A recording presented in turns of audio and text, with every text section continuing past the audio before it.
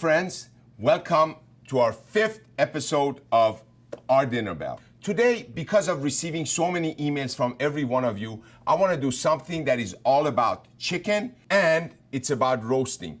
The emails always ask me, Chef, what can we do with roasted chicken that's a little bit different?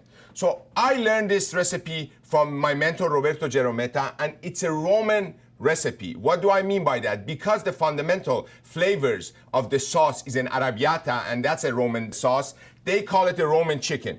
But like everything that I do, I take the classic and what I've been taught and I tweak it, I turn it around, I change it, and I make it mine. That's what cooking is all about. You learn the recipe the way it is given to you, but then you make it yours by removing few ingredients here and there and infusing it with what you love. We're gonna use a Tuscan approach to cooking the chicken.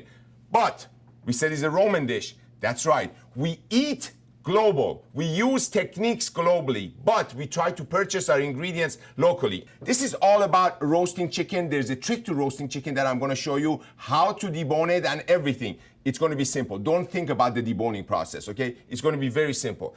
And we're gonna use some bell peppers for those rustic flavors of bell peppers. We're gonna give you some asparagus for not only the asparic acid that is wonderful for you, but for that beautiful crunch.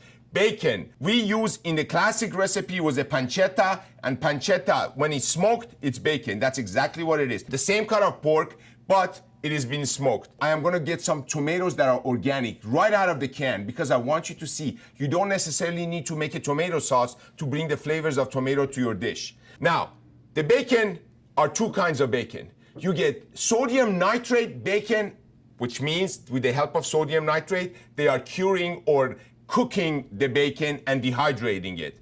Or there's a natural aged and cured and smoked bacon. This one is the one that is all natural with no sodium nitrate. Please look at these little details in your food and your purchasing and how you infuse your body with amazing flavors and nutrition. Because remember everybody, you have two choices. You eat right and you eat pure now, or you make time for being sick later. There is no ifs or buts about it. There is no gray medium there. There's a white or a black, and that's exactly what I want you to think about every time you eat. So when we come back, we're gonna start working with the chicken and the bacon, and we're gonna start the cooking process. By the way, thank you for allowing me to come into your home every Saturday and spend at least 30 minutes of time with you, because love is between all of us, and that's what food does, brings love to everybody. I'll see you when you come back. Welcome back, everybody. We're gonna have an amazing show together because we are gonna work on techniques, and I'm gonna show you many little details here and there that can make your food amazing, simple, and all in one pan. So for those of you that just joined me, we are doing a Roman style roasted chicken, but I am also infusing that dish with techniques from Tuscany.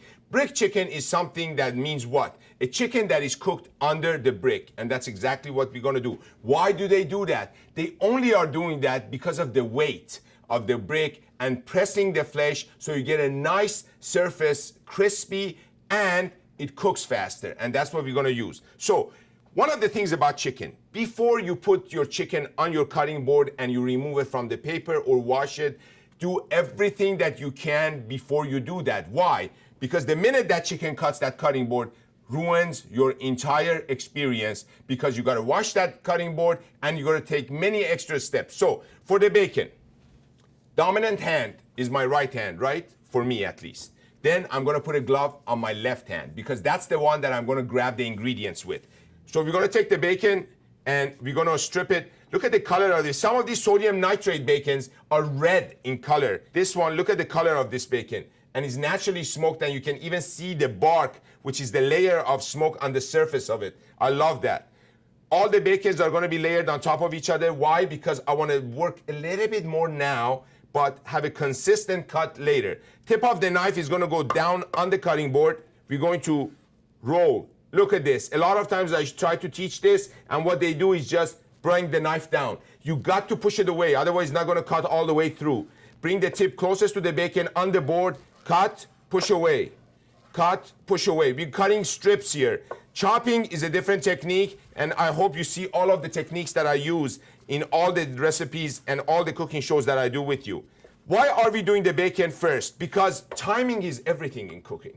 We can put the bacon in there and allow it to start rendering. Rendering is when we open the pores of an ingredient and remove the fat content, and in that process make it nice and crispy. And that's exactly what we're gonna do. We're gonna use this knife as a spatula. We're gonna push this into our hand. We're gonna turn the knife around and we're gonna slide the knife away. Look, you just put all the bacon in one hand. Then we're gonna come here and we're gonna add the bacon to the center. And look what we're gonna do right now. Chef Feker is jumping in the pan with the bacon, right there. Beautiful. Instead of throwing your glove away, this glove can be used again. So what we're gonna do now, with your 2 fingers here, we're gonna grab the leg of the chicken, and we're gonna now bring the chicken to the cutting board. This is an air-chilled, all-natural, organic chicken. Look at the size of this chicken. This is supposed to be a roasting chicken. Chickens that you find in the supermarket, and because you see the size, you feel you're getting more value for your money, it is absolutely the opposite. They're usually chilled in water. They're infusing the weight of the chicken with water. And there's always a saline solution or salt solution within that water. Why? Because if there is no salt, the pores of the ingredient is not gonna open up and it's not gonna absorb the salt. So the way we're gonna cut this, all of you, this is the backbone of the chicken. There is one thigh, there's another thigh, and nature does the work for you. So what I want you to do is first, before we do cut that, you're gonna open this wing up and you pull it so you see the joint right there. You go straight down. It cuts the joint for you. That wing goes in the freezer. You don't go and do it in this angle. Now you turn the chicken around. So again, it is to your comfort. You pull it and you cut the joint down. Exactly. You have 2 beautiful wings that you're gonna freeze. Now we're gonna do the magical work. I told you, this is the backbone, right? Watch. We're gonna go on one side of the backbone.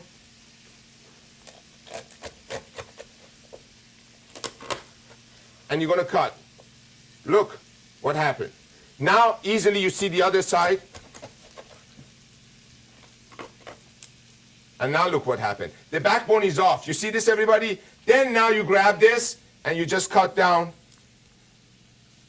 around it. There you go. Now everybody, another thing that you need to see is I need my other glove. I'm not holding a knife anymore. Now I'm gonna work with my hands. So you need gloves on both hands. This is what I want you to watch. Look at this. You're going to open this up and you're gonna push this joint out and the bone is gonna come right out.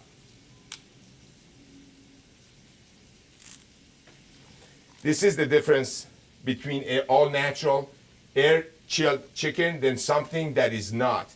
It is totally firm. It is beautiful. The chicken is great. You know, my last show, as a matter of fact, is going to be all about shopping. I hope you join me and you see how and why we choose what we choose and why we choose the ingredients that we cook. So now, look at this. The chicken is open, it's ready. It's going to take half the time to cook than it would when it's in whole cavity form. Why? Because there's a pocket in the middle and that air within that pocket, which is the cavity, has got to get warmed up. Now, remember, this glove is off now. Oh, look at those yum yums. Look at that. I didn't mess with the bacon. I just cooked it and I left it alone and I let it render. Oh, it's beautiful. I've got to come up with a perfume called Bacon by Chef Feker. It's going to make billions, I promise. Okay, we're going to take a little bit of salt now and we're going to season the inside of the chicken. We're going to take a little bit of white pepper and we're going to season the inside of the chicken. Why white pepper? Because it's going to get seasoned and dissolved right away. When we come back, this chicken is going to end up in that pan. It's going to start sizzling and getting crispy, and you're all going to drool at home and wish that you were with me. You are. I am in your living room. What else do you want from me? I see you in a few.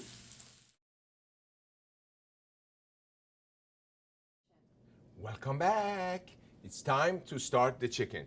I seasoned one side before we went to break, and now I'm going to season the other side.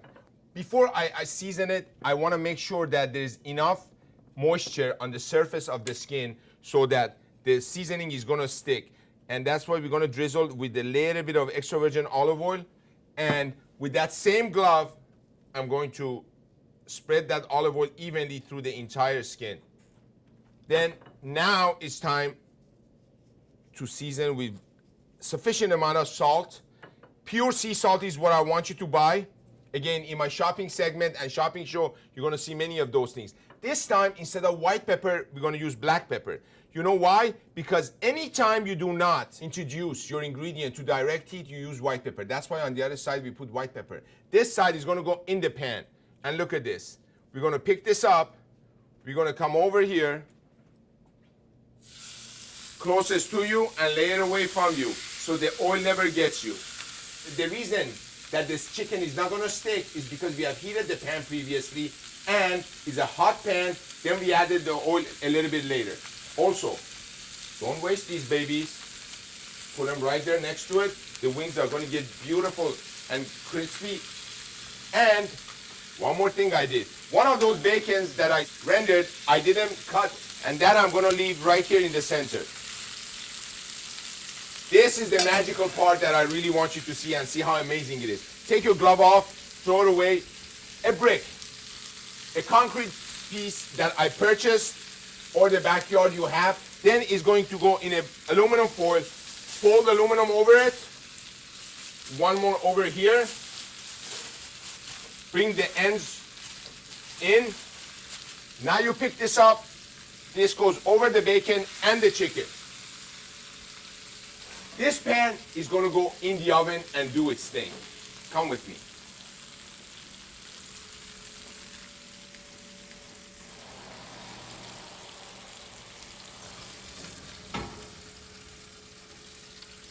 That's the chicken. Now we got a lot of other simple but yet sophisticated work to do. Easiest thing that you can do with cutting boards that you have used with chicken is do this. 1, 2, flip it. Next side doesn't have any chicken on it, but I'm gonna do something even more. I'm gonna take another cutting board that is smaller that I got from my friends from Wolf Sub-Zero, and we're gonna place it on top of that cutting board. So now what I'm gonna do is slice some garlic.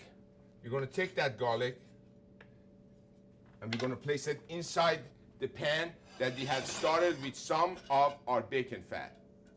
And we're gonna slowly crisp that garlic. But leave it on low because you're buying yourself some extra time. The minute you increase this temperature, your garlic is gonna burn. I always try to show you how to cut bell peppers. We're gonna cut these in strips. You ready? Look. First, we're gonna take the end off, not because that's the way we're gonna cut it. It's gonna give us a flat surface. Then we're gonna put it down, then we're gonna use what nature gave us. 1, 2. And look what you just did. You created these quarters. And then you take these out. There goes the seed, there goes the stem. You don't waste much. And now, we're gonna hold them this way and cut them into strips.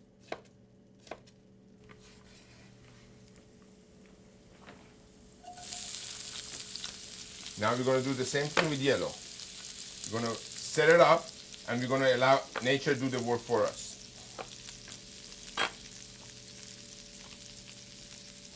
Quarters are off, the seeds are off, and we're gonna do the same thing.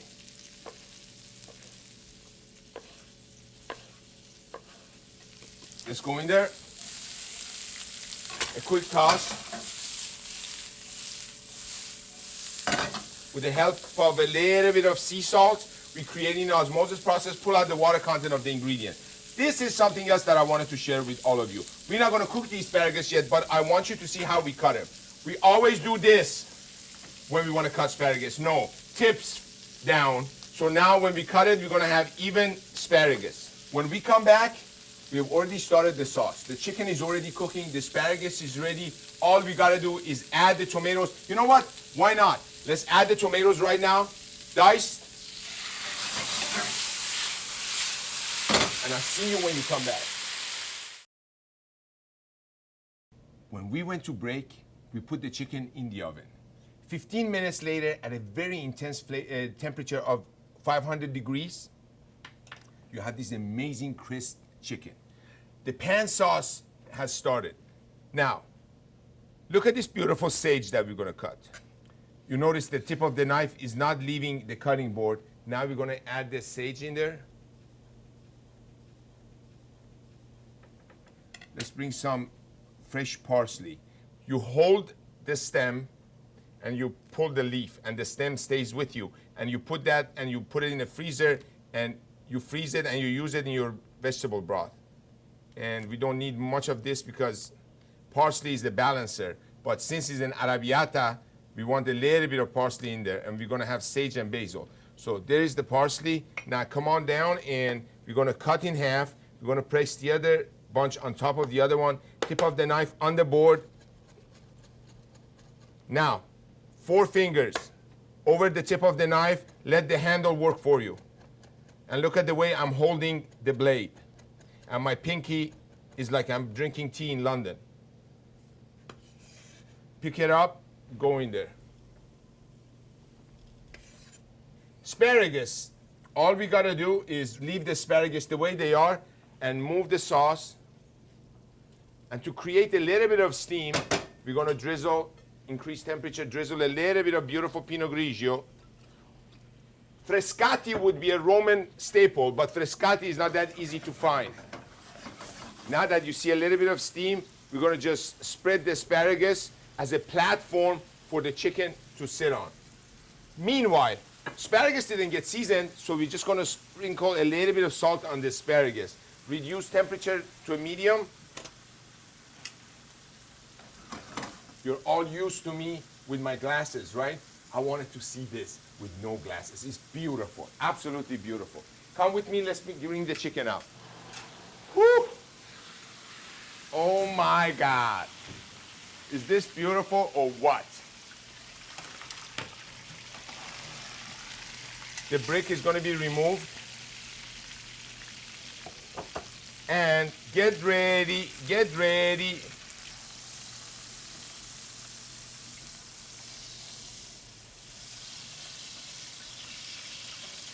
Gonna place it over the, look at those beautiful wings. Now everybody, look at this pan here with all those yum-yums in the bottom of the pan.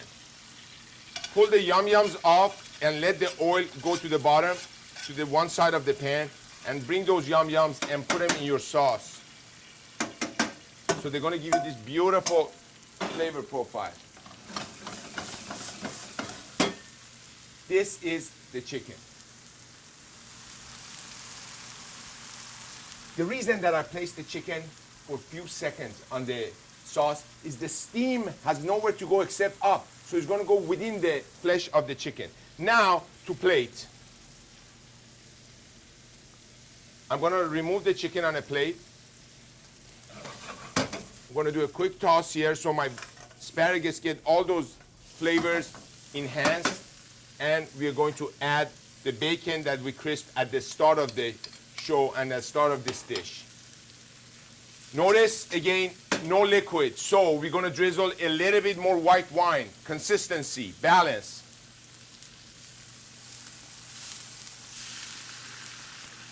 Drizzle of yours truly, extra virgin olive oil for balance. Some salt, and come on down. Look at this. You're gonna add the asparagus on the outside perimeter of the plate and allow the tips to be outside of the frame. The frame are what is the rim of your plate.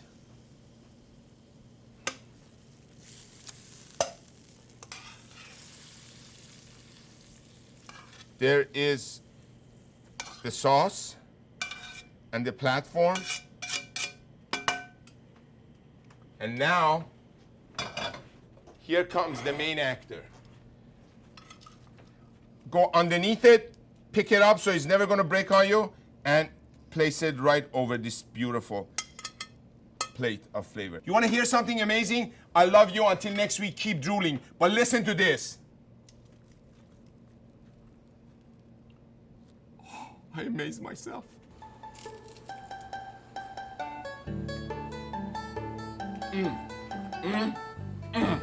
That says it all. I'll see you next week.